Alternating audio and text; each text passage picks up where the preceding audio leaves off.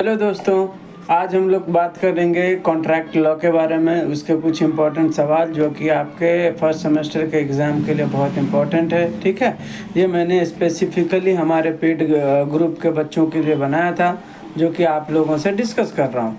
सबसे पहला सवाल आपके लिए पूछा गया है, which parties are competent to contract. कौन सा पार्टी किसी भी कॉन्ट्रैक्ट को करने के लिए कॉम्पिटेंट माना जाता है। तो इसका सही जवाब है जो 18 साल से ऊपर का हो, ठीक है, जो साउंड माइंड हो, ठीक है, और जो किसी लॉ के द्वारा नाकाबिल ना साबित किया गया हो। ठीक है, इसको लिखेंगे कैसे, a parties or person is competent to enter into a contract if they meet the following 3 conditions. First है, they have reached the age of majority that is 18 years, they are of sound mind. Third है, they are not disqualified from contracting by any other law. ठीक है, दूसरा सवाल पूछ रहा है आपसे, define the term consensus ad idem. ये टर्म है, उसको डिफाइन करने के लिए बोल रहा है आपसे, और इसका मतलब होता है मीटिंग ऑफ द माइंड। जब आप किसी कॉन्ट्रैक्ट में पार्ट करते हो, एंटर करते हो, तो आप दोनों किसी टर्म और कंडीशंस को मानने के लिए तैयार होते हो। ठीक है, तभी तो आप कॉन्ट्रैक्ट में जाते हो ना। तो मीटिंग ऑफ द माइंड वही होता है कि जब आप किसी कॉन्ट्रैक्ट में जाते हो तो आप दोनों को पता होता है कि आपने इस कॉन्ट्रैक्ट में एंटर क्यों किया। ठीक है, बाद में आप ये नहीं बोल सकते कि इस कॉन्ट्रैक्ट में ये था, ये तो मुझे पता ही नहीं था, इसका तो मुझे जिक्र ही नहीं किए। ऐसा नहीं है। जब आप किसी कॉन्ट्रैक्ट में एंटर करते हो तो आपको पता होना चाहिए कि इस कॉन्ट्रैक्ट में आप आए क्यों और इसके टर्म और कंडीशंस क्या होते हैं। इसको इंग्लिश में लिखेंगे तो कैसे लिखेंगे, consensus ad idem is a Latin term that means meeting of the mind. In Contract Act, it refers to the principle that both parties to a contract must have a clear understanding of the contract, terms and subject matter. Consensus ad idem is a fundamental legal requirement for a valid contract. Okay? तीसरा सवाल है, give 3 examples of contingent contract. 3 example आपको देने के लिए बोल रहा है कॉन्टिंजेंट कॉन्ट्रैक्ट में। ठीक है, ये कॉन्टिंजेंट कॉन्ट्रैक्ट जो होता है वो एक तरीके का कंडीशनल कॉन्ट्रैक्ट होता है। ठीक है, जिसमें कुछ कंडीशंस के साथ आप कॉन्ट्रैक्ट में पार्ट करते हो। ठीक है, जैसे ए बी को कहता है कि अगर तुम 10वीं में 50% मार्क्स लाओगे तो मैं तुमको साइकिल दिला दूंगा। ठीक है, अब वो 10वीं में लाएगा तो उसको साइकिल मिलेगा, नहीं लाएगा तो नहीं मिलेगा। राइट, तो ये क्या है, ये कंडीशन के आधार पर बनाया गया कॉन्ट्रैक्ट है। तो यही कॉन्ट्रैक्ट कंडीशनल कॉन्ट्रैक्ट होता है, कॉन्टिंजेंट कॉन्ट्रैक्ट होता है। ठीक है, इसको इंग्लिश में लिखेंगे तो कैसे लिखेंगे, a contingent contract is a contract that is only enforceable if a certain event happens or does not happens. Example of contingent contract: first, insurance contract; second, guaranteed contract; third, indemnity contract. ये 3 तरीके का contract जो होता है वो contingent contract का example होता है। ठीक है, मतलब इस तरीके के ये हैं, और ये तीनों जो कॉन्ट्रैक्ट है वो किसी फ्यूचर के इवेंट में, ठीक है, फ्यूचरिस्टिक इवेंट है जो कि होगा या नहीं होगा के आधार पे बनाया गया है। ठीक है, अनसर्टेन इवेंट है, ये हो भी सकता है, नहीं भी हो सकता है।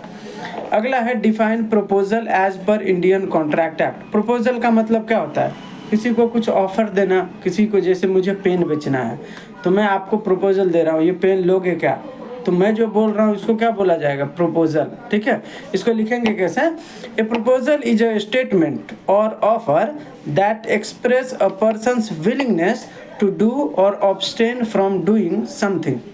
The person doing or making the proposal called the promiser and the person accepting the proposal is called the promisee. ठीक है, इसके बाद अगला सवाल है, डिफाइन कंसिडरेशन। कंसिडरेशन का मतलब क्या, कंसिडरेशन का मतलब होता है मैंने जो आपको दिया उसके बदले में आपने जो मुझे दिया उसको कंसिडरेशन कहा जाता है। जैसे अभी मैंने बताया कि मुझे ये पेन बेचना है, मैंने आपको बोला ये पेन लोगे, आप वो पेन के बदले मुझे कुछ तो दोगे ना कंसिडरेशन में। आप पैसा दोगे या बोलोगे भाई मेरे पास पैसा नहीं, मेरे पास नोटबुक है, तो ये पेन दे दे, मैं तेरे को बुक दे देता हूँ, ठीक है। तो कंसिडरेशन के तौर पे आपने मुझे बुक दिया, तो उसको बोला जाता है कंसिडरेशन। इसको लिखेंगे कैसे इंग्लिश में, तो देखिए, consideration is a legal term used to describe the benefit each party receives from a contract.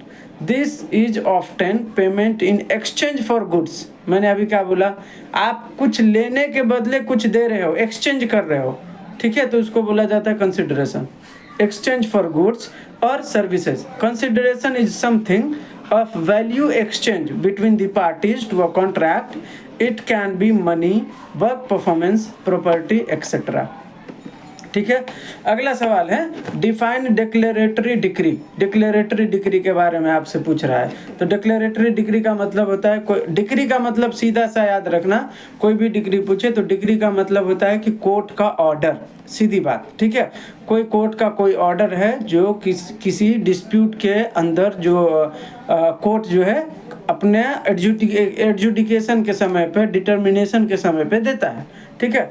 Declaratory decree कब दिया जाता है? डिक्लेरेटरी डिक्री या आपको ये बोल सकते हो कि कोर्ट का डिक्री कोई ऐसा ऑर्डर होता है जो कि किसी के राइट को डिक्लेयर करता है, ठीक है। कोई डिस्प्यूट है, उसमें अगर कोर्ट जो है किसी के राइट को डिस्क्राइब करता है कि इस प्रॉपर्टी के ऊपर उसका हाथ नहीं, इसका सही मतलब जो है जा रहा है, ठीक है। जैसे मान के चलो ए और बी का डिस्प्यूट है, ठीक है। अब कोर्ट ने कहा कि इस प्रॉपर्टी पे ए का पूरा मतलब अधिकार बनता है, बी के पास कोई डॉक्यूमेंट नहीं है, तो कोर्ट ने डिक्लेयर कर दिया कि ये प्रॉपर्टी ए को जाएगा। तो ये डिक्री कौन सा हो गया? डिक्लेरेटरी डिक्री, क्योंकि डिक्लेयर कर रहा है कि इस प्रॉपर्टी पे हाथ किसका होगा, ठीक है। इसको लिखेंगे कैसे? A declaratory decree is a court order that clarifies the rights and obligation of the parties in a contract. A declaratory decree is the decree that makes the declaration of a right that is doubtful, ठीक है। अब उस property पे right किसका था? वो तो doubtful था ना, तो कोर्ट ने डिक्लेयर कर दिया कि नहीं, डाउटफुल अब नहीं है, इस पे पूरा का पूरा अधिकार ए को जाता है, राइट। दैट इज डाउटफुल और विच नीड्स क्लैरिफिकेशन। कोई भी ऐसा डिस्प्यूट है जहाँ पे क्लैरिफिकेशन चाहिए कि इसका प्रॉपर्टी का ओनर कौन है, तो कोर्ट डिक्लेरेटरी डिक्री देता है और डिक्लेयर करता है कि इस प्रॉपर्टी का असली जो मालिक है वो कौन है। अगला है what is promise under contract act. Promise क्या होता है? प्रॉमिस जो होता है, कोई जब आपका प्रपोजल है, जैसे मान के चलो मैंने बोला कि मुझे ये पेन बेचना है, ठीक है, आपने बोला कि मैं खरीदूंगा, तो प्रपोजल को जब कोई एक्सेप्ट करता है तो उसको बोला जाता है प्रॉमिस। अब आपने बोला मैं खरीदूंगा, तो आपने प्रॉमिस कर दिया, अब मैं किसी और को नहीं बेच सकता वो, ठीक है, क्योंकि मेरे प्रपोजल को आपने एक्सेप्ट किया, तो अब लॉफुली आप मेरे से पेन लोगे, अब बाद में ये नहीं बोल सकते कि मुझे नहीं चाहिए, राइट। तो इसको बोला जाता है प्रॉमिस। अभी लिखेंगे कैसे, देखो, ए proposal when accepted becomes promise. The person making the proposal is called promisor and the person accepting the proposal is called promisee. A promisee is a claim of intent to act in a certain manner or to refrain from acting in a certain manner. A promise is made by promiser to the promisee. अगला सवाल है what is settlement as defined under SRA। Specific Relief Act में settlement word describe किया गया है, उसके बारे में आपसे पूछ रहा है। तो जैसे ये सेटलमेंट को ऐसे डिफाइन किया गया, कोई भी प्रॉपर्टी हो, चाहे मूवेबल हो या इमूवेबल हो, ठीक है, अगर वो जब उसके रियल ओनर को या जो इंटरेस्टेड पार्टी है, ठीक है, अगर किसी डिस्प्यूट के बाद उस ओनर के पास जाता है जो उसका रियल था, तो उसको बोला जाता है सेटलमेंट हो गया, ठीक है। जैसे मान के चलो मैं बताता हूँ इसका। Section 2 subsection B of Specific Relief Act deals with the word settlement which says that delivery of the movable or immovable property to their successive interest when it is agreed to be disposed of, ठीक है। ये है settlement का legal language में answer. अगला सवाल है what is free consent. Free consent का मतलब क्या होता है? फ्री कंसेंट का मतलब होता है स्वेच्छा से, अपनी मर्जी से मैंने अगर किसी को कुछ दिया बिना किसी डरे, बिना किसी लालच के, तो उसको बोला जाता है फ्री कंसेंट। ठीक है, इसको लिखेंगे कैसे? Free consent means when both the parties agree or are ready to do a thing in the same sense or harmony.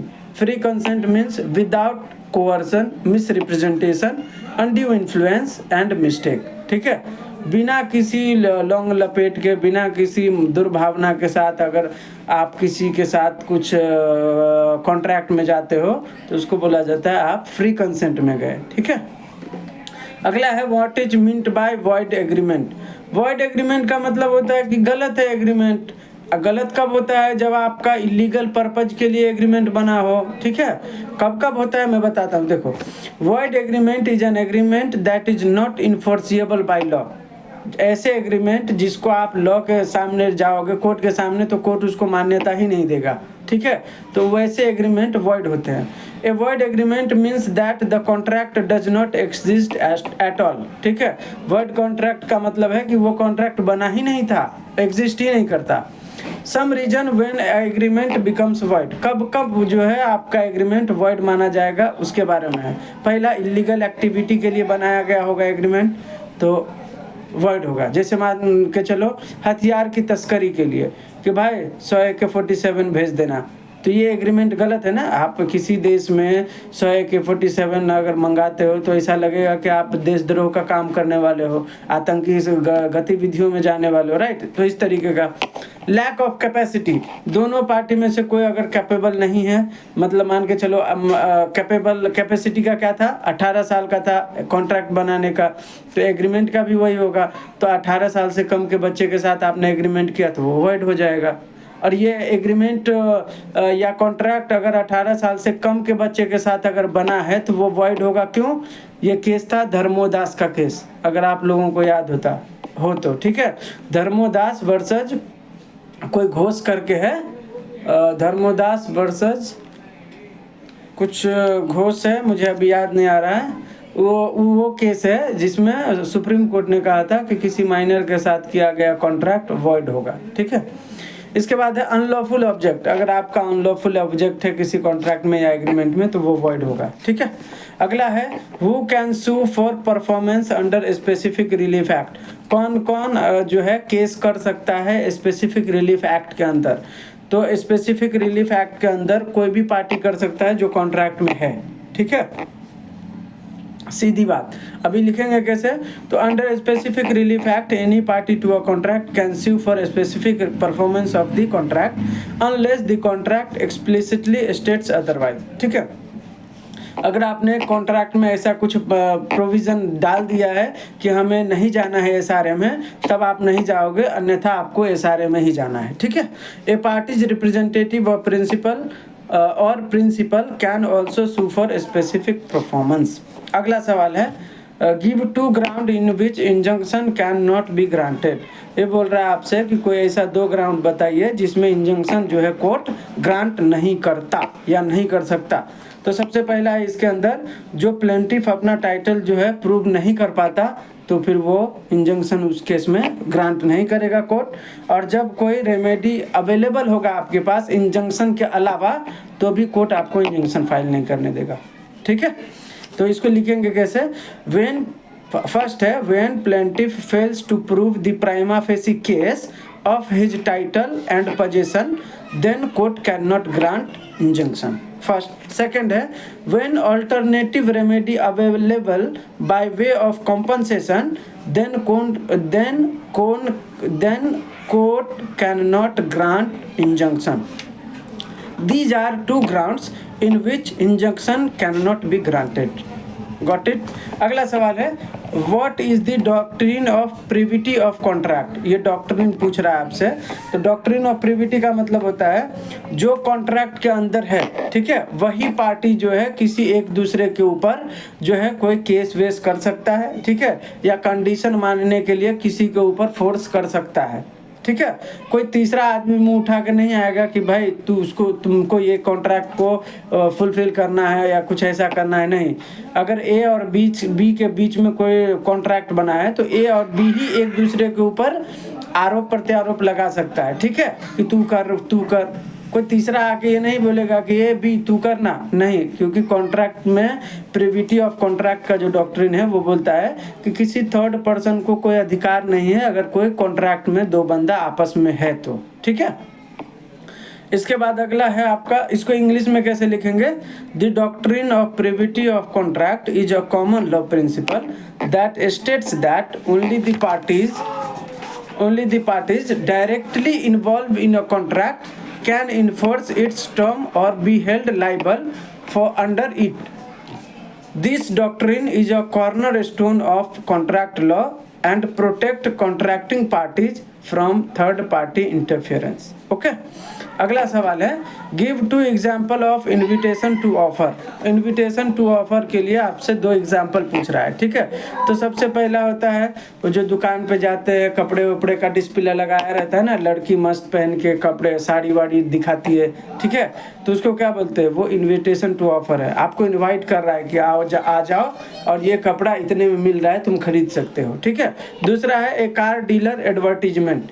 जब कार डीलर अपना एडवर्टीजमेंट करता है कि मैं ये कार बेचता हूँ, ये कार मेरे यहाँ पे मिलता है, ठीक है, इतना डिस्काउंट है, ठीक है, डीजल 1 साल का फ्री, पेट्रोल 1 साल का फ्री, ऐसा कुछ, तो ये भी जो है इन्विटेशन टू ऑफर का एग्जाम्पल होता है, ठीक है। इसको लिखेंगे कैसे? Invitation to offer is a preliminary communication that seeks to invite offer from potential buyers और seller. It does not signify a commitment to any specific term. Here are 2 examples of invitation to offer. First, a shop display, and second, a car dealer advertisement. अगला है state the right of a good of a finder of good. ये बोल रहा है कि किसी बंदे को कोई सामान मिलता है, ठीक है, तो उसके क्या क्या राइट हैं उसके ऊपर. तो सबसे पहले ये तो इजी है ना भाई, मैं रास्ते से जा रहा था और मुझे एक बकरी मिला सपोज, ठीक है. अब बकरी मिला, अब मैं उसके ऑनर को ढूंढ रहा हूँ तो नहीं मिल रहा है, तो मैं अपने घर लाया, मैं उसको हर दिन चारा दिया. चारा नहीं दूंगा तो मर जाएगा ना वो बकरी, तो मैं हर दिन उसको हरा हरा घास मार्केट से ला के 500 रुपये का खिलाता रहा. 5 दिन बाद पता चला कि उसका ऑनर यहाँ पे रहता है. मैं उसको ऑनर को बकरी देने गया, ठीक है. अब वो बकरी दूंगा तो उसको 5 दिन जो मैंने बकरी को खिलाया वो लेने का अधिकार है. उसके घर तक जो लाया उसका एक्सपेंस लेने का अधिकार है, ठीक है. तो ये दोनों लेने का अधिकार हमारा है, ये फाइंडर ऑफ गुड्स का अधिकार होता है. तो यही आपसे पूछ रहा है. अगर मान के चलो मुझे कहीं पे पैसे का बैग मिलता, तो जिस बंदे का अगर मैं उसको देने जाता और वो रहता अगर दिल्ली और मुझे जाने में उसको 20,000 लगा, तो मैं उससे 20,000 लेने का अधिकार रखता हूँ. ये कॉन्ट्रैक्ट एक्ट क्लियरली बोलता है, ठीक है. फाइंडर ऑफ गुड्स के बारे में, फाइंडर ऑफ गुड्स का मतलब जिसको सामान मिला है, फाइंडर ऑफ गुड है वो. इसको लिखेंगे कैसे? The rights of a finder of goods are outlined in section 168 of Indian Contract Act. He has a right to first retain the goods. The finder can keep the goods until they receive compensation for their time and expenses. पहली बात, this includes the cost of preserving the goods and finding of the owner. Second, sue for reward. If the owner offers a reward for returning the goods, the finder can sue for the rewards and keep the goods until they receive it. ये बोलना चाह रहा है, ये तो मैंने पहले ही बता दिया है कि जो भी बंदा अगर किसी बकरी को या किसी जीव जंतु या कोई ऐसा सामान है जिसको प्रिजर्व करने की ज़रूरत है तो उसका वो एक्सपेंस लेगा. अगर किसी बंदे ने जिसका सामान खोया है, जैसे मान के चलो मेरा बकरा खो गया और मैंने बोल दिया कि जो मेरा बकरा ढूंढ के लाएगा उसको मैं 50,000 दूंगा, तो जो फाइंडर ऑफ गुड्स होगा वो अगर मुझे बकरा ला के देगा तो मैं मेरे से वो 50,000 क्लेम कर सकता है. अगर जब तक मैं उसको 50 नहीं दूंगा वो मेरा बकरी वापस नहीं देगा, ये उसका राइट है. तो दूसरा लाइन जो था, दूसरा जो ऑप्शन था इसमें स्यू फॉर रिवॉर्ड, ये वही था, ठीक है. अगला है mention the contract which are not specifically enforceable under Specific Relief Act, ये बोलता है कि कुछ कॉन्ट्रैक्ट ऐसे हैं जो कि एसआरए के अंदर इन्फोर्सिएबल नहीं माने जाते। तो ऐसे कौन कौन से हैं देखो, तो सबसे पहला है, पहले बताता हूँ। According to the Specific Relief Act the following contract can not be specifically enforced. First, a contract for the non-performance of which compensation in money is adequate relief। ठीक है, कोई भी ऐसा कॉन्ट्रैक्ट है जिसमें जो कंपनसेशन है वो मनी के तौर पर जो है रिलीफ दिया जाए तो एडेक्वेट नहीं है। ठीक है। दूसरा, a contract which runs into such minute और numerous details or which so dependent on the personal qualification of the parties or otherwise from its nature in such that the court cannot enforce a specific performance of the material terms। तीसरा है, a contract which is in nature determinable under section 14 of SRA deals with contract with cannot specifically enforceable. तीसरा बोलता है कि section 14 में कुछ ऐसे contract के बारे में बताया गया है जो स्पेसिफिकली इन्फोर्सिबल नहीं होता है। ठीक है, तो आप वो भी जाके देख सकते हो। अगला है, what is mandatory injunction. Mandatory injunction का मतलब होता है, इंजंक्शन का मतलब होता है कोर्ट का ऑर्डर, सिंपल। ठीक है, अब यहाँ पे मैंडेटरी इंजंक्शन पूछ रहा है तो कोर्ट का कोई ऐसा ऑर्डर जो सामने वाले पार्टी को, ठीक है, किसी ऑर्डर को या किसी रॉन्गफुल एक्ट को, ठीक है, करने के लिए बाधित करता है।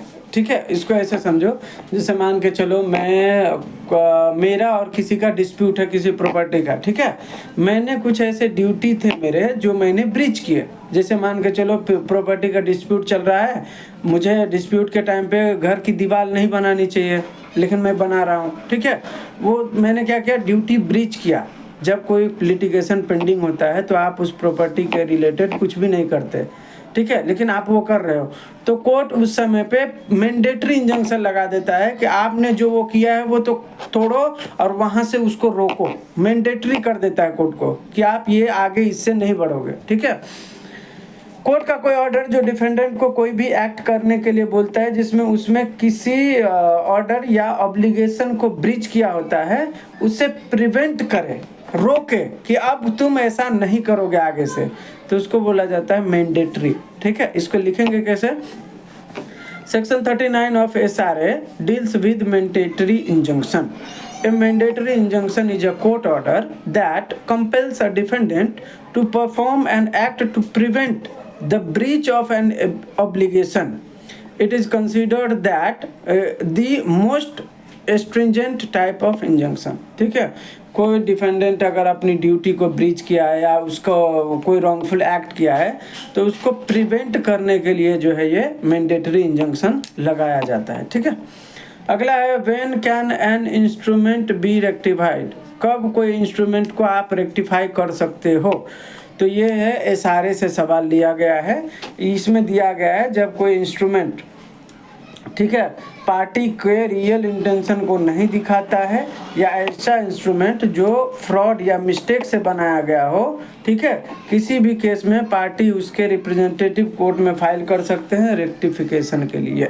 ठीक है, मतलब कोई भी ऐसा आपने इंस्ट्रूमेंट बनाया है, ठीक है, और उसमें आपने कोई फ्रॉड से वो इंस्ट्रूमेंट बनाया है या आपने उसमें चीटिंग किया है, ठीक है, या आपका इंटेंशन उसमें कहीं पे दिख नहीं रहा है बनाने का। ठीक है, तो ऐसे कंडीशन में जो पार्टी है वो रेक्टिफिकेशन के लिए कोर्ट में जा सकता है। ठीक है, इसको लिखेंगे कैसे, an instrument can be rectified under the SRA when first the instrument does not express the party's real intention, second the instrument was created due to the fraud or mutual mistake. In this case either party or their representative can file a lawsuit to rectify the instrument। ठीक है, reason क्या बताएगा कि ये bye fraud बनाया गया है instrument, या बोल देगा कि दोनों ने गलती से बनाया है, या बोल देगा कि एक का इंटेंशन ही नहीं था इसके अंदर बनाने का, बाय कोवर्जन बनाया गया है। ठीक है, तो आप रेक्टिफाई कर सकते हो। अगला है व्हेन टू और more person make a joint promise whom can the promisee compel to perform the promise. ये बोल रहा है जब दो या दो से अधिक आदमी मिल के ज्वाइंट प्रॉमिस बनाता है, ठीक है, तो कौन जो है whom कैन प्रॉमिसी जो है किसको कंपेल करेगा कि तुम इस प्रॉमिस को वो करो, फुलफिल करो, ये सवाल है। तो इसमें क्या होता है, देखो जितने भी पर्सन प्रॉमिस में इन्वॉल्व होंगे उसमें से कोई भी जॉइंट प्रॉमिस को परफॉर्म करने के लिए कंपेल कर सकता है। जैसे मान के चलो 4 आदमी का वो था, जॉइंट प्रॉमिस था, अभी किसी एक बंदे ने को वो प्रॉमिस जो है कंपेल कराना है, तो वो तीनों में से किसी को भी बोल सकता है। ऐसा नहीं है कि किसी एक बंदे के पीछे ही पड़ेगा, वो तीनों में से किसी को भी कंपेल कर सकता है परफॉर्म करने के लिए। अब इसको लिखेंगे कैसे, कहाँ पे बताया गया है, according to section 43 of Indian contract Act, when two or more person make a joint promise, the promisee can compel any one of the joint promisers to perform the entire promise. This is true unless there can express agreement to the contrary. ठीक है, जब कोई ऐसा कोई provision पहले से लिखा गया होगा उनके कॉन्ट्रैक्ट में तब नहीं कर सकता है ऐसा। बाकी हर केस में आप जो भी प्रोमिसर्स होंगे आप उनमें से किसी के ऊपर भी बोल सकते हो, किसी को भी बोल सकते हो कि भाई प्रॉमिस फुलफिल कर, ठीक है, कंपेल कर सकता है वो। अगला सवाल है what is express and implied promise. जब किसी प्रपोजल को आप लिख के शब्दों में एक्सेप्ट करते हो तो उसको एक्सप्रेस प्रॉमिस कहा जाता है, और जब बिना लिखा पढ़ी के किसी भी प्रपोजल को आप एक्सेप्ट करते हो तो इसको इम्प्लाइड प्रॉमिस कहा जाता है। ठीक है, इसको कैसे लिखेंगे, वेयर द प्रपोजल और acceptance of any promise is made in words the promise is said to be express. Where such proposal और acceptance is made otherwise than in word, the promise is said to be implied। ये किस section में बात किया गया है, section 9 में। ठीक है, अगला what are valid contract, valid agreement. क्या होगा valid agreement, valid agreement lawful purpose के लिए बनाया गया होगा एग्रीमेंट, 18 साल से ऊपर के बंदे होंगे उसमें, ठीक है, यही सब है। फ्री कंसेंट से बनाया गया होगा, उसमें जो ये ऑब्जेक्ट होगा वो लॉफुल होगा, उसका जो बंदा होगा वो कैपेसिटी होगा उसके अंदर, ठीक है, ऐसा। तो ये सब जो है मेन इंग्रेडिएंट है कि वैलिड एग्रीमेंट कब होगा। इसको लिखेंगे कैसे, a valid agreement is an agreement that meets all legal requirement and is enforceable by law. That means the all party involved in the agreement have voluntarily agreed to the terms and conditions and the agreement is made for a legal purpose. Essential of valid agreement: first, free consent; second, consideration; third, legality; fourth, capacity; fifth, acceptance and offer। ये सब जो है जरूरी है किसी agreement को valid बनाने के लिए। अगला, इन 1-2 sentence briefly explain law of contract. Law of contract को एक्सप्लेन करने के लिए बोल रहा है।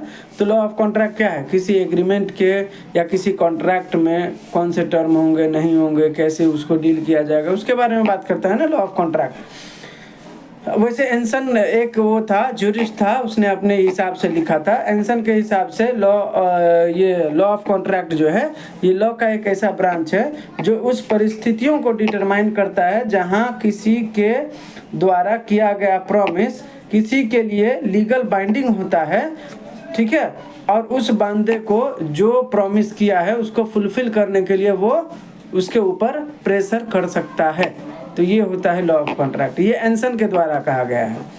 लेकिन वैसे लिखने के लिए क्या लिखेंगे, a contract is an agreement the object of which is to create an obligation. In other words or in Anson's word, the law of contract is that branch of law which determines the circumstances in which a promise shall be legally binding on the person who making it। ये है एंसन के हिसाब से। अगला है when can a proposal be revoked। जब कब आपका जो प्रपोजल है किसी को दिया गया वो रिवोक हो सकता है। तो याद रखना, जैसे मान के चलो मुझे ये पेन बेचना है, मैं बोलूँगा ये मुझे पेन बेचना है, तो जब तक कोई उसे एक्सेप्ट करे उससे पहले मैं बोल दूंगा कि अब नहीं बेचना है, तब रिवोक हो सकता है। अगर किसी ने बोल दिया कि मुझे लेना है, उसने एक्सेप्टेंस दे दिया, तो वो हो गया प्रॉमिस, फिर हम उसको मना नहीं कर सकते कि नहीं बेच सकते, राइट। लेकिन जब मैंने प्रपोजल दिया और अगर अभी तक किसी ने नहीं कहा है कि मुझे चाहिए, तो मैं रिजेक्ट कर सकता हूँ कि नहीं अब मुझे नहीं बेचना। अगर किसी ने बोल दिया कि मैं लूँगा, तो फिर मैं कैसे मुकर जाऊँगा, नहीं बेचूँगा, ऐसा, ठीक है।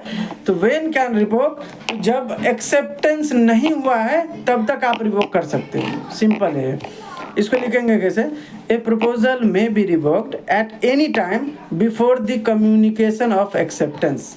मैंने क्या बोला, सामने वाला जब तक नहीं बोलता है कि मुझे चाहिए, तब तक आप रिजेक्ट कर सकते हो कि नहीं मुझे नहीं बेचना, रिवोक कर सकते हो खुद को।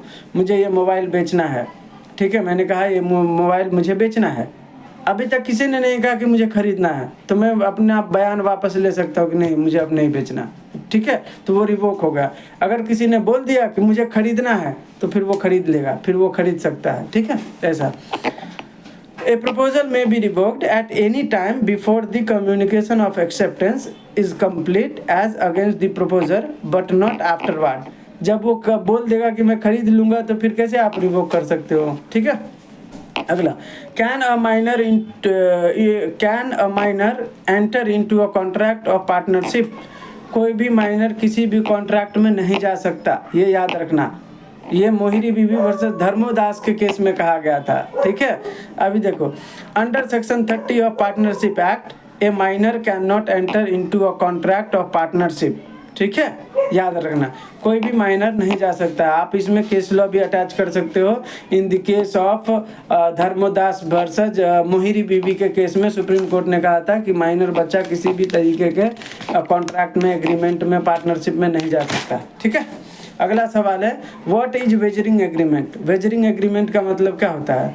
वेजरिंग एग्रीमेंट का मतलब होता है कोई भी मतलब फ्यूचरिस्टिक वो है, मतलब कोई ऐसा अनसर्टेन इवेंट है जो फ्यूचर पे बेस्ड है और वो किसी प्रिडिक्शन के आधार पर बनाया गया है। जैसे मान के चलो कल इंडिया जीतेगा, ये हो गया फ्यूचरिस्टिक, कल इंडिया जीतेगा। अब इंडिया जीतेगा या नहीं जीतेगा इसकी कोई गारंटी नहीं है, राइट। तो ये हो गया वेजरिंग एग्रीमेंट। इसको बोला जाता है किसी अनसर्टेन इवेंट के लिए फ्यूचर में, ठीक है, उसके होने या न होने के आधार पर कोई कॉन्ट्रैक्ट बनता है, ठीक है, तो उसको बोला जाता है वेजरिंग कॉन्ट्रैक्ट या वेजरिंग एग्रीमेंट, जो कि वॉइड होता है। याद रखना, ये वेजरिंग एग्रीमेंट जो है वॉइड होता है, याद रखना हमेशा। A wagering contract is a futuristic contract which is based upon the happening of a certain event in the future. कुछ होगा तब ये होगा, नहीं तो नहीं होगा। कल रेस है, परसों होगा घोड़े का रेस, अब वो घोड़ा जीत गया तो मैं इतना दूंगा, नहीं जीता तो नहीं दूंगा। अब वो घोड़ा दौड़ेगा, परसों होगा, जीतेगा, तब मिलेगा, तो ये वेजरिंग है। और वेजरिंग का मतलब होता है कि वॉइड, ठीक है। A wagering contract is a futuristic contract which is based upon the happening of a certain event in the future. In another word, wagering agreement is an agreement between at least two parties where one party makes a prediction and losses or wins money based on the prediction, ठीक है, prediction के आधार पर। तो prediction कब होगा भाई, परसों तू जीतेगा तो दे दूंगा, नहीं जीतेगा तो हार जाऊंगा, प्रिडिक्शन करते, प्रिडिक्ट करते हैं। अगला है, what are the essential element of valid contract. तो ये मैंने पहले भी बताया था कि क्या क्या वैलिड कॉन्ट्रैक्ट के लिए ज़रूरी है। सबसे पहला कैपेसिटी 18 साल का होना चाहिए। दूसरा पर्पज, लॉफुल पर्पज होना चाहिए, ठीक है। तीसरा साउंड माइंड होना चाहिए, राइट। चौथा कि वो किसी लॉ के द्वारा पहले से ही डिसेबल ना हो, बराबर। तो ये है, तो यही सब है। तो इसको लिखेंगे कैसे, section 10 of Contract Act says that all agreement are contract if they are made first by free consent, पहला फ्री कंसेंट होना चाहिए। दूसरा पार्टीज कॉम्पिटेंट पार्टी होना चाहिए, मतलब 18 साल का होना चाहिए, बच्चे नहीं होना चाहिए। तीसरा, लॉफुल पर्पज के लिए, तो लॉफुल पर्पज होना चाहिए। आप AK-47 मंगा रहे हो किसी से, या बोलोगे 20 लड़की भेज देना जरा प्रोस्टिट्यूशन में डालना है, ये तो गलत है ना, आपका पर्पज ही गलत है ये। और इसके बाद वो जो बंदे हैं उसको किसी लॉ के द्वारा पहले से डिसेबल ना माना गया हो, ठीक है। तो यही सब है वैलिड कॉन्ट्रैक्ट के लिए। अगला है और साउंड माइंड होना चाहिए, ये भी ज़रूरी है। अगला है what is temporary injunction. Temporary injunction का मतलब कोर्ट का कोई ऐसा ऑर्डर जो किसी पार्टी को टेम्पररी कुछ करने से प्रिवेंट करता है, रोक लगाता है, रिस्ट्रेन करता है, इसको बोला जाता है टेम्पररी इंजंक्शन। अब इसको लिखेंगे कैसे? ए temporary injunction is a court order that can be granted at any stage or any time or any point during a suit under a specific relief act. It lasts until a specific time or until the court orders it to end. It's intended to protect the interest of the plaintiff or property being sued until the final judgment. ठीक है। अगला है what is perpetual injunction. Perpetual injunction का मतलब होता है permanent injunction, कोई भी ऑर्डर कोर्ट का जो किसी बंदे को किसी काम करने के लिए परमानेंटली रोक दे, ठीक है, तो उसको बोला जाता है परपेचुअल इंजंक्शन। परपेचुअल और परमानेंट इंजंक्शन कोर्ट का कोई ऐसा ऑर्डर होता है जो डिफेंडेंट को किसी एक्ट करने से, किसी एक्ट का क्या, रॉन्गफुल एक्ट, गलत ही काम करेगा ना कोर्ट के ऑर्डर के बाद अगर वो, तो कोर्ट जो है उसको परमानेंटली रोक लगा देता है, तो उसको बोला जाता है परपेचुअल इंजंक्शन। अब इसको लिखेंगे कैसे? A perpetual injunction is a court order that prohibits a person or entity from doing a certain action permanently. In other word, a perpetual injunction is the decree granted by the judge after the trial. This decree permanently prevent the defendant from doing any wrongful act. ठीक है। अगला सवाल है what is fraud define under contract act. Fraud का मतलब क्या होता है कॉन्ट्रैक्ट एक्ट के हिसाब से? तो फ्रॉड का मतलब किसी के साथ आपने छल किया है, ठीक है, किसी को आपने नुकसान पहुंचाया, चीटिंग किया है, ऐसा किसी के साथ धोखाधड़ी करना, कुछ छिपाना या मिस रिप्रेजेंटेशन करना, ठीक है, तो उसको बोला जाता है फ्रॉड करना। जैसे मान के चलो मैंने बोला कि मुझे ये पेन बेचना है और मैंने आपको ये नहीं बताया कि ये पेन थोड़ा स्लो चलता है, ठीक है, और मैंने आपको बेच दिया, बाद में आपको पता चला ये पेन तो चलता ही नहीं है बराबर, बहुत रुक रुक के चलता है, थोड़ा थोड़ा चलता है। तो मैंने आपके साथ क्या किया है? फ्रॉड किया है, क्योंकि मुझे जब आपके साथ ये कॉन्ट्रैक्ट में आना था, पेन बेचना था, तो मुझे ये बताना चाहिए था कि भाई ये पेन थोड़ा स्लो चलता है, बाद में बोलना मत कि पेन क्यों स्लो चल रहा है, राइट। मैंने आपको नहीं बताया, मैंने आपके साथ कॉन्ट्रैक्ट कर लिया, बेच दिया, अब वो पेन स्लो चल रहा है, तो मैंने आपके साथ क्या किया? फ्रॉड किया, ऐसा कॉन्ट्रैक्ट बोलता है, ठीक है। According to Section 17 of Indian Contract Act, fraud is defined as an act that is intended to deceive or induce another party to a contract. Essential of fraud. Fraud का essential क्या है? कब कब fraud माना जाएगा? पहला, misrepresentation.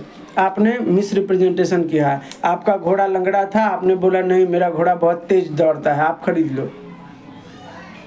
घोड़ा खरीदने के बाद पता चला कि वो तो दौड़ ही नहीं पाता है, तो आपने क्या किया?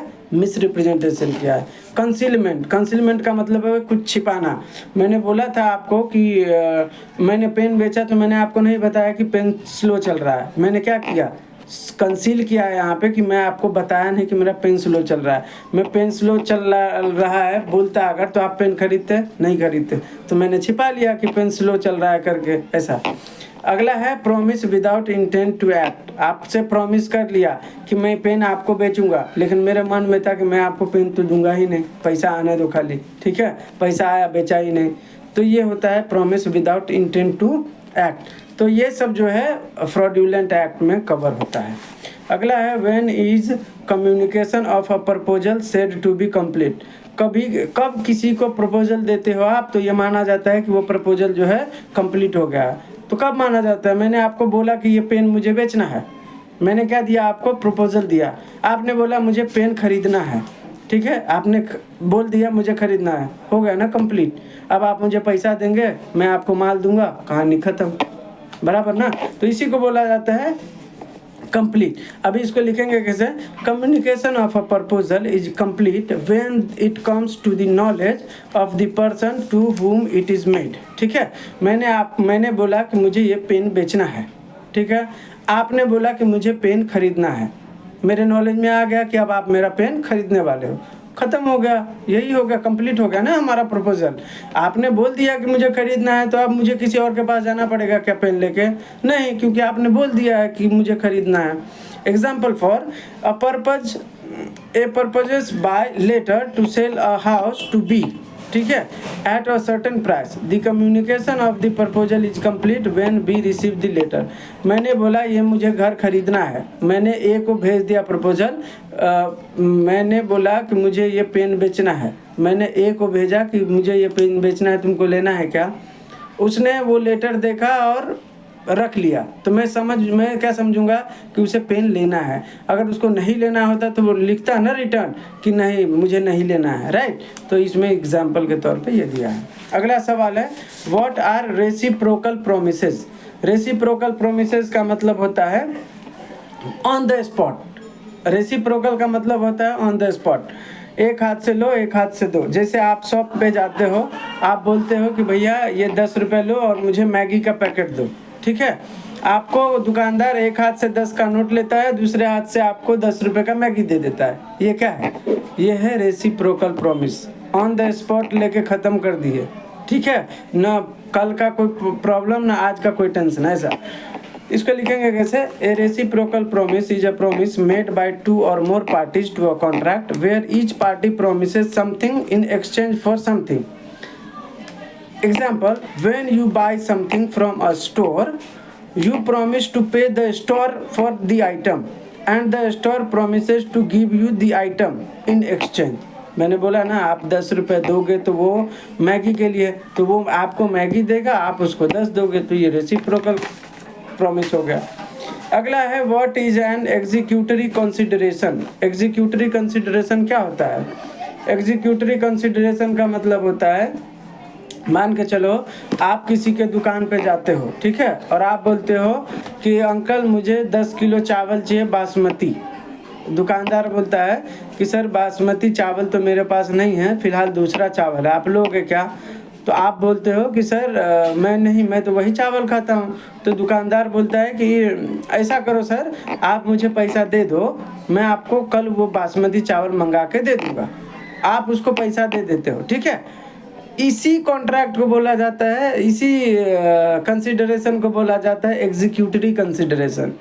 आपने पैसा दे दिया, ठीक है, अब वो आपको कल ला के देगा, ठीक है। तो ये आपने एग्जीक्यूट करने के लिए दिया ना उसको कंसिडरेशन, कि आप इसको एग्जीक्यूट करना।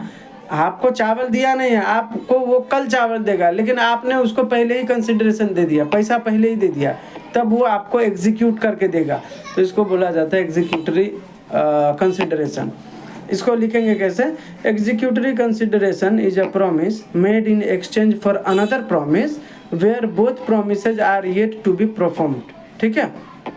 In other words, executory consideration consists of a promise made in return for a promise where both promises are still to be performed, such as contract between a buyer and seller for the future delivering of a car on credit.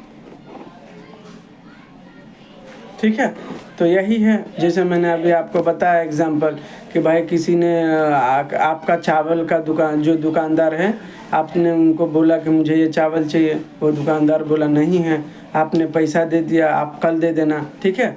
तो आपने वो जो है दुकानदार को जो है पैसा जो दिया वो एग्जीक्यूटरी कंसिडर, वो एग्जीक्यूट करने के लिए आपने दिया है उसको कंसिडरेशन। अगला है व्हाट आर इलीगल कॉन्ट्रैक्ट या इलीगल एग्रीमेंट। तो इलीगल एग्रीमेंट कब होगा? जब उसका पर्पस गलत होगा, जब उसका जो कैपेसिटी है बंदे का वो गलत होगा, जब कोई बंदा साउंड माइंड नहीं होगा, राइट। जो वैलिड के लिए था उसका अपोजिट हो जाएगा तो इलीगल हो जाएगा ना ये, राइट। जो लॉ के द्वारा इन्फोर्सिएबल नहीं होगा तो वो कौन सा हो जाएगा? इलीगल एग्रीमेंट हो जाएगा। These are agreement which are void because they are against the law. जो भी एग्रीमेंट आपने बनाया अगर वो लॉ के खिलाफ है, लॉ के द्वारा इन्फोर्सेबल नहीं है तो वो void है, सिंपल, ठीक है, वो इलीगल है। What is substitute performance? Substitute performance का क्या मतलब होता है? जब कोई कॉन्ट्रैक्ट ब्रेक होता है और उस कॉन्ट्रैक्ट के ब्रेक होने से जिस पार्टी को नुकसान होता है वो किसी थर्ड पार्टी से मिलके उस कॉन्ट्रैक्ट को परफॉर्म करा के अपने नुकसान भरपाई का हकदार होता है। उसमें जिस पार्टी के कारण वो कॉन्ट्रैक्ट ब्रीच होता है, ठीक है, उसके फेलियर के लिए उसे कंपनसेशन भी तीसरे पार्टी से मिलने के बाद कॉन्ट्रैक्ट फुलफिल होने के बाद वो उससे क्लेम कर सकता है। ये सब्सटीट्यूट परफॉर्मेंस का मतलब होता है। मैं एक एग्जांपल से बताता हूँ, ठीक है। जैसे मान के चलो मैंने कोई पेन लाया, ठीक है, बहुत सारा पेन लाया। एक सामने वाला बोलता है कि मैं आपसे थोड़ा और ज़्यादा पेन लूँगा, मंगवा लो, ठीक है। हम दोनों का कॉन्ट्रैक्ट हो गया। उन्होंने मुझे पैसा भी दे दिया 50,000 कि भाई आप जो है 1 लाख पेन मंगाओ, ठीक है। मेरा और सामने वाला का कॉन्ट्रैक्ट हुआ। अब सामने वाला मेरे से पेन लेने से मना कर दिया, लेकिन मैंने तो पेन 1 लाख मंगा लिया। अब मेरा ये पेन लेगा कौन? तो मैं किसी तीसरे आदमी से मिल के वो पेन उसको बेच देता हूँ, ठीक है। और मेरा जो नुकसान भरपाई है मैं उससे कर लेता हूँ, और उसका जो पैसा था उसने जो जमा किया था वो भी आपका हो गया, क्योंकि आपको नुकसान हुआ था उसके कारण, ठीक है। तो ये होता है सब्सटीट्यूट परफॉर्मेंस। मतलब आप किसी के द्वारा वो परफॉर्म करवा रहे हो। आपका एग्रीमेंट किसी और के साथ था, लेकिन आपको नुकसान हो रहा था, इसीलिए आपने किसी तीसरे से सब्सटीट्यूट किया और उससे आपके परफॉर्मेंस को कवर किया, ठीक है। तो ये है सब्सटीट्यूट। अब इसको लिखेंगे कैसे? Substitute performance of a contract is a provision in Indian contract Act that allows a party to have a contract performed by a third party or by their own agency if the parties fails to perform their part of the contract। उस pen जो लेने वाला था वो अपना part fail कर दिया, वो ले ही नहीं रहा है मेरे से, तो मैं किसी थर्ड पार्टी से मिल के अपने जो नुकसान का है वो भरपाई करूँगा ना, बेच के वो पेन। तो ऐसा होता है। अगला है define offer and acceptance under contract act. Define करने के लिए बोल रहा है ऑफर को और एक्सेप्टेंस को। ऑफर का मतलब क्या होता है? प्रपोजल। मुझे कुछ बेचना है, ठीक है, तो मुझे जो बेचना है वो आपको ऑफर दे रहा हूँ या प्रपोजल दे रहा हूँ, आप उसको खरीदने की मंशा जता रहे हो तो इसको एक्सेप्टेंस बोला जाता है, ठीक है। यही है। An offer is an expression of willingness to enter into a contract on certain terms. Acceptance is when one party agrees to the terms of an offer, ठीक है, made by another party। मैंने बोला ये pen मुझे बेचना है तो मैं ऑफर दे रहा हूँ।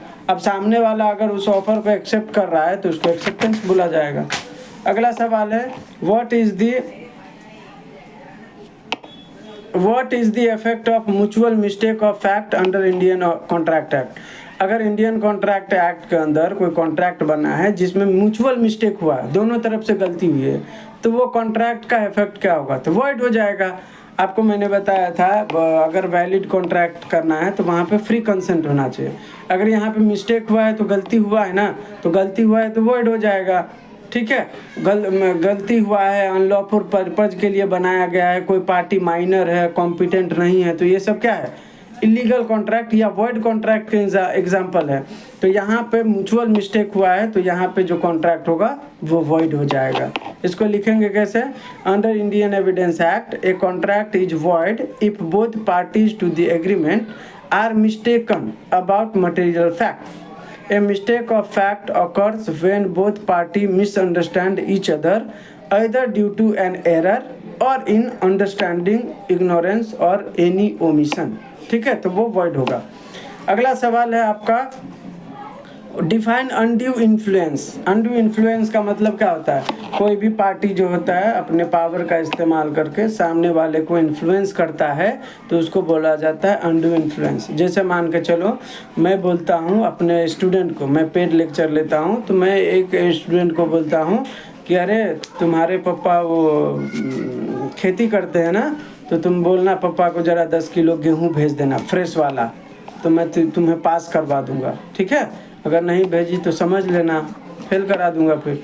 तो मैं अपने पावर का, अगर मैं प्रोफेसर हूँ, मैं मार्क्स देने वाला हूँ, तो मैं अपने पावर का गलत इस्तेमाल कर रहा हूँ ना, उस लड़की को या उस लड़के को इन्फ्लुएंस कर रहा हूँ कि 10 किलो गेहूँ दोगी तो मैं पास करा दूंगा तुमको, राइट।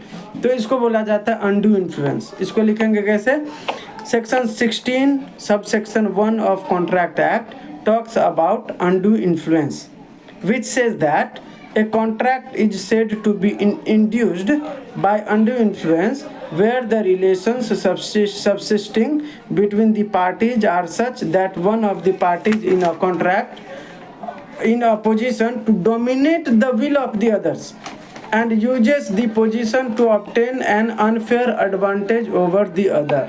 मैंने बोला अभी मैं प्रोफेसर हूँ, मैंने बोला तुम अगर गेहूँ ला के नहीं दोगी पापा से तो मैं तुमको फेल कर दूंगा, तो मैंने अनडू इन्फ्लुएंस किया.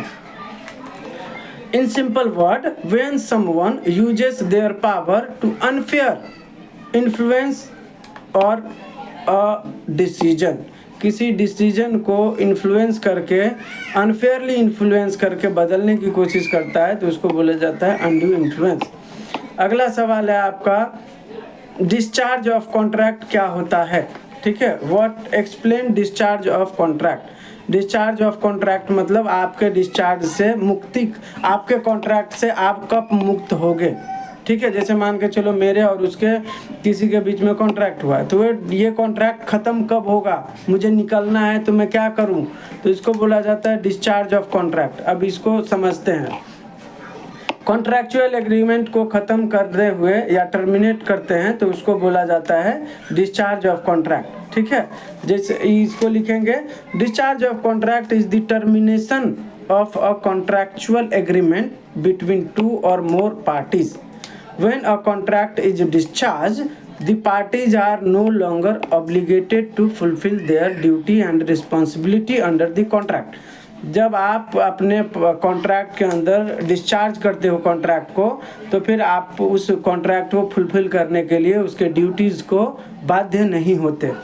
अब कब कब जो आप अपने कॉन्ट्रैक्ट को डिस्चार्ज कर सकते हो, पहला टाइम लैप्स हो गया है तो आप कर सकते हो. आपका टाइम था 3 महीने का कॉन्ट्रैक्ट का, वो ख़त्म हो गया तो अब आपका डिस्चार्ज हो जाएगा ना कॉन्ट्रैक्ट. दूसरा म्यूचुअल एग्रीमेंट, दोनों ने तय किया था कि हम लोग 5 दिन ही रहेंगे फिर ख़त्म कर लेंगे, ख़त्म हो जाएगा म्यूचुअल कॉन्ट्रैक्ट. तीसरा बैंकक्रप्सी, अगर कॉन्ट्रैक्ट बना था जब बहुत पैसे वाले थे, अब पैसा ही नहीं है चलाने के लिए तो ख़त्म हो जाएगा, वो अपने आप डिस्चार्ज कर दो. अगला है परफॉर्मेंस, अगर दोनों पार्टी जो कॉन्ट्रैक्ट में है वो अपनी ड्यूटीज़ को फुलफिल नहीं कर रहा है, परफॉर्म नहीं कर रहा है तो उसके आधार पर भी कॉन्ट्रैक्ट को ख़त्म किया जा सकता है. इसको बोला जाता है डिस्चार्ज ऑफ कॉन्ट्रैक्ट. अगला सवाल है what is the effect of uncertain agreement. Uncertain agreement का इफेक्ट क्या होता है. तो अनसर्टेन एग्रीमेंट का मतलब होता है कि कोई ऐसा इवेंट है जो हो भी सकता है नहीं भी हो सकता है. ठीक है, तो उसको बोला जाता है वेजरिंग एग्रीमेंट. और वेजरिंग एग्रीमेंट मैंने शुरू में ही बताया था आपको कि वॉइड होता है. ठीक है, तो वॉइड होगा तो क्या इफेक्ट होगा. An uncertain agreement is void and unenforceable under the contract act. Section 29 of Indian contract act states that agreement are void if their meaning is uncertain and can not be made certain. ठीक है, तो ये है. तो ये जो है कुल मिला के ये कुल मिला के 40 सवाल हम लोगों ने डील किया है. अभी जो बताऊंगा वो लास्ट 40वां. ठीक है, इसके बाद ये इम्पोर्टेंट सीरीज जो है हमारा 40 का वो ख़त्म हो जाएगा. आप लोग इस वीडियो को लेक्चर को एक बार और अच्छे से देख लेना, आप लोगों के एग्ज़ाम के लिए बहुत इंपॉर्टेंट है. ये प्रीवियस 5-6 ईयर के क्वेश्चन पेपर को डील किया है मैंने और कुछ अलग से जो इम्पोर्टेंट लगे मुझे मैंने उसको कवर किया है. लास्ट सवाल है 40th. What is the effect of negligence of promise to afford promisor reasonable facilities for the performance. ठीक है, जैसे मान के चलो मैंने आपको अपने घर पे बुलाया कि भाई साहब मेरे को ये घर का जो कॉर्नर है ना वहाँ से पानी लीक हो रहा है, आप उसको उस लीकिंग को ख़त्म करना है. ठीक है, ये मेरा मन था तो मैंने आप एक प्लम्बर को बुलाया और वो प्लम्बर ने बोला कि सर कहाँ पे लीक हो रहा है बता दीजिए. अब मैं उसको नहीं बता रहा हूँ कि कहाँ पे लीक हो रहा है, मैंने बोला कि भाई तुमको बुलाया हूँ तू चेक करके बता कि किधर है लीक और उधर ठीक कर दे. तो ये जो मैंने किया ना वो गलत है। अगर मैं किसी को बुलाता हूँ परफॉर्म करने के लिए, ठीक है, तो मैं उसको बताऊँगा कि भाई यहाँ से लीक हो रहा है, तो यहाँ पे लगा दे टीका पट्टी जो भी करना है। अगर मैं नहीं बताता हूँ और वो बंदा नॉन परफॉर्मेंस करता है, उसको पता ही नहीं है, तो कैसे परफॉर्म करेगा वो अपनी ड्यूटी। तो फिर बाद में मैं उसको ये नहीं बोलूँगा कि तूने नहीं किया तो मैं तेरे को पैसा नहीं दूँगा। तुमने बुलाया था, तुम्हारी ड्यूटी थी तुमको बताना कि कहाँ पे लीक हो रहा है, परफॉर्म कर। अगर वो नहीं करता तब अलग बात थी। तुमने बुलाया और तुम बता ही नहीं रहे हो कहाँ से लीक हो रहा है, तो ये उसकी गलती थोड़ी है, तुम्हारी गलती है ना। ऐसा तो ये सवाल ये पूछ रहा है, तो इसका लिखेंगे कैसे? According to section 67 of the Indian contract Act, if a promisee fails to provide the promiser with reasonable facility to perform their promise, the promiser is executed from non-performance। ठीक है, यहाँ प्रोमिसी ने बुलाया था प्रोमिसर को कि भाई तुम ये करना, लेकिन वो रिजनेबल फैसिलिटी उसको प्रोवाइड नहीं करा रहा है, उसको बता ही नहीं रहा है कि करना कहाँ है, तो इसको क्या बोलोगे आप? तो यही है। तो एग्जाम्पल दिया है, if A contract with B to repair B's house but B refuses to show A where the repair are needed, A is executed from performing the contract if the refusal causes non-performance। समझ में आया? तो ये सवाल था आपका important 40। उम्मीद है आप लोगों को समझ में आया हो। नहीं समझ में आए तो आप लोग कमेंट में सवाल पूछना, मैं जवाब दूंगा, ठीक है। मेरा 6 सेमेस्टर का नया बैच शुरू हो रहा है आज से। अगर आप लोगों को एनरोल होना हो तो 499 फीस है ओनली, और इसमें आपको handmade notes, important question paper, फिर सॉल्व क्वेश्चन पेपर सारे प्रोवाइड किए जाएंगे। बस इतना ही है। Thank you so much.